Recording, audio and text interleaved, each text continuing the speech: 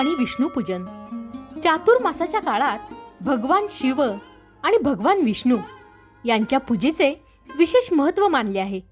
श्री विष्णूंची तुळशी दले वाहून रोज पूजा करावी. ही तुळशी दले श्रीहरींच्या मस्तकावरती व चरण कमळांवर अत्यंत प्रेमाने अर्पण करावीत. श्रीहरींच्या षोडोपचार पूजेसाठी पुरुष सूक्तातील 16 ऋचांचा उपयोग करावा. त्यातील एक ऋचा मुखाने म्हणावी व एक एक उपचार करावा. तुलसी हे लक्ष्मीचे रूप असल्यामुळे श्री विष्णूंना फुलापेक्षाही तुलसी अधिक प्रिय आहे. श्री विष्णूंच्या मस्तकी चंपक म्हणजे चाफ्याचे फूल प्रेमभावाने अर्पण करावे. श्री विष्णूंच्या पुढे रोज तुपाचा दिवा प्रज्वलित करावा. विष्णू सहस्त्रनामाचा पाठ करावा.